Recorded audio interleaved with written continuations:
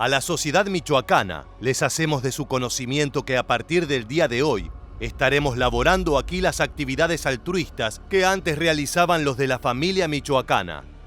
Eso podía leerse en una narcomanta colgada en marzo de 2011. Mediante ese mensaje se daba a conocer una de las nuevas y más peligrosas organizaciones criminales de México, los Caballeros Templarios. Se trata de una cruza entre grupo narcotraficante y secta religiosa, la cual ha regado con sangre la región de Michoacán y todo el sudoeste mexicano. De ser una pequeña facción dentro de la familia michoacana a controlar todas las operaciones que se realizan en dicho estado. La historia de los templarios es un ejemplo paradigmático de lo difícil que es combatir el crimen en México. Por eso, en esta nueva entrega de Militarmente, vamos a adentrarnos en el misterioso mundo de esta organización para revelarte todos sus secretos, incluyendo sus morbosos rituales de iniciación. El origen de los templarios está directamente relacionado con la guerra contra el narco emprendida por el gobierno de Felipe Calderón. Esa política de Estado logró fraccionar a la familia michoacana, un grupo que sembró el terror durante años, pero que cayó bajo el peso de sus propios negocios. De esa fragmentación surgió una nueva célula con un elemento religioso que la diferenciaba de prácticamente todos los cárteles modernos. El nombre del grupo hace referencia a la orden religiosa y militar Los Caballeros Pobres de Cristo y el Templo de Salomón, la cual protegía a los peregrinos que acudían a los lugares santos durante la Primera Cruzada. En este caso no custodian creyentes ni espacios de fe, sino que transportan miles de kilos de cocaína y administran negocios ilegales a lo largo y ancho del estado de Michoacán. Además de la narcomanta colocada en marzo de 2011, la carta de presentación de los Caballeros Templarios fueron 2 hombres colgados por el cuello desde un puente. Eran los primeros de cientos de homicidios cometidos por estos supuestos defensores de la paz. El hecho ocurrió a los pocos días de la colocación de la narcomanta, y sobre uno de los cuerpos se encontraba un cartel que decía: «Lo matamos por ladrón y secuestrador.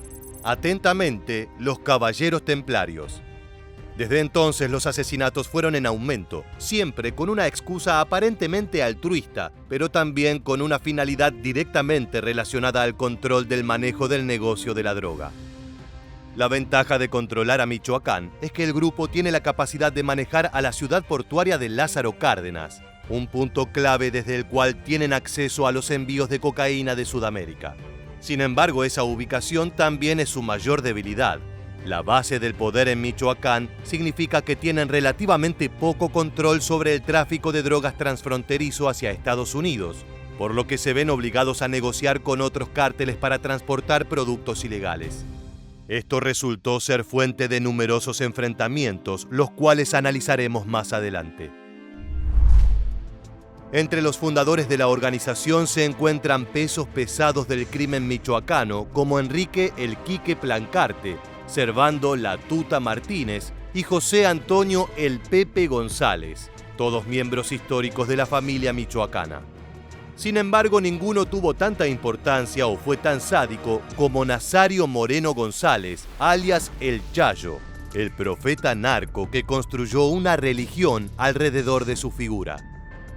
El Chayo no solo era líder operativo de los templarios, sino que dictaba gran parte de las creencias de sus sicarios, tanto así que llegó a escribir un libro con su filosofía, una suerte de Biblia, la cual firmó con el seudónimo El Más Loco.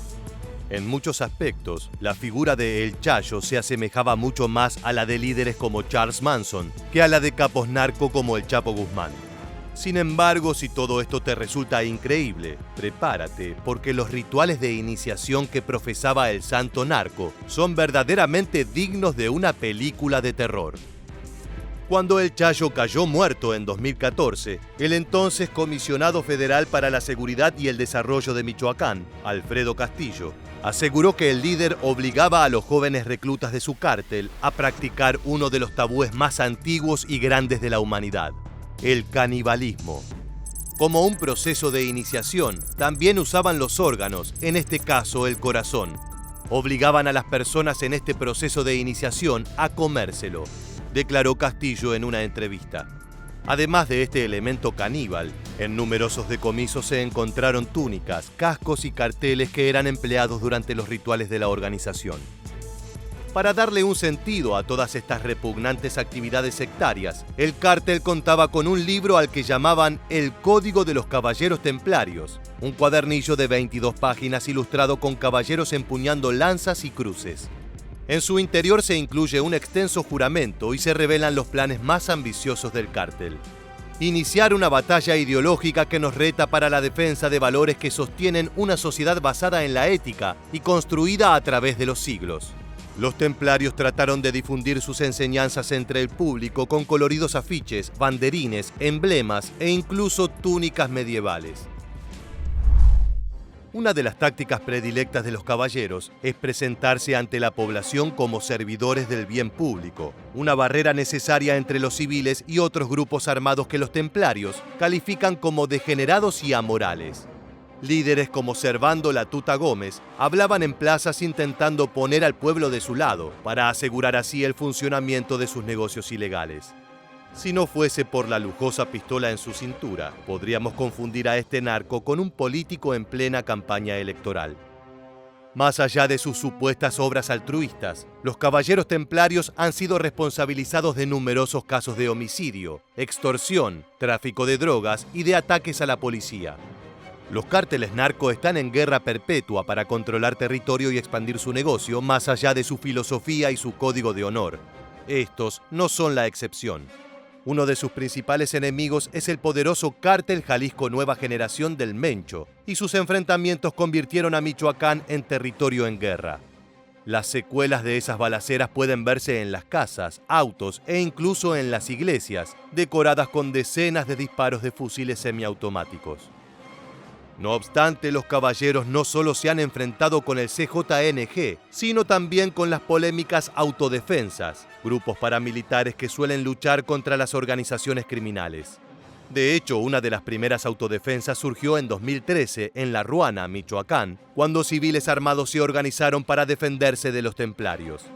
Más allá de la opinión que se tenga respecto a estos grupos armados, lo cierto es que los enfrentamientos entre ambas facciones dejan destrucción en su camino. En este video podemos ver una sangrienta balacera entre el grupo narco y una de las tantas autodefensas.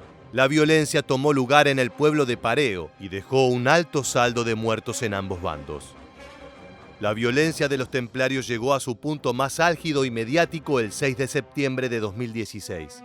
La imagen de un helicóptero de uso oficial cayendo en llamas desde el cielo puede parecer un escenario apocalíptico, propio de una película distópica en la que las pandillas son dueñas del mundo.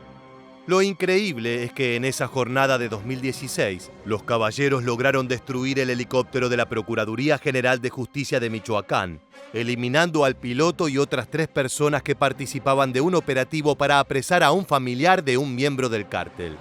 Metal chamuscado y restos humeantes son todo lo que quedó de la tripulación. Si bien el infame Chayo falleció en un tiroteo en marzo de 2014 y la Tuta se encuentra preso cumpliendo una condena de 47 años, el legado de su grupo criminal sigue vigente. Desde 2020 y pese a estar disminuidos en tropas y armamento, los caballeros templarios siguen activos en todo el sur y oeste de México, especialmente en áreas de Michoacán y Guerrero, resistiendo el intento de expansión territorial de grupos como el antes mencionado Cártel Jalisco Nueva Generación y Santa Rosa de Lima. La guerra perpetua es la única forma de vida que conocen los sicarios, pero son los civiles quienes se encuentran rehenes en medio de ese fuego indiscriminado. La violenta evolución de los caballeros templarios es vista como una de las más impactantes de la guerra contra el narcotráfico. En apenas una década pasaron de ser una facción minoritaria de la familia michoacana a ser uno de los principales focos de violencia del continente. También han logrado irrumpir en la fibra social mediante la creación de trabajos comunitarios, convirtiéndose así en la autoridad de facto en algunas localidades y municipios. Es por eso que su crecimiento ha sido visto como el de una insurgencia similar al de las FARC o el ELN en Colombia. De culto religioso a facción terrorista, esta es la historia de uno de los grupos delincuenciales más increíbles de la historia mexicana, uno que por ahora no ha podido ser detenido. Así llegamos al final de este video y nos gustaría conocer tu opinión sobre este cártel. ¿Crees que su presencia es realmente menos peligrosa que la de otros grupos delictivos o son iguales de nocivos que el CJNG? Déjanos tu respuesta en la caja de comentarios. Sin más, nos despedimos hasta la próxima entrega de Militarmente.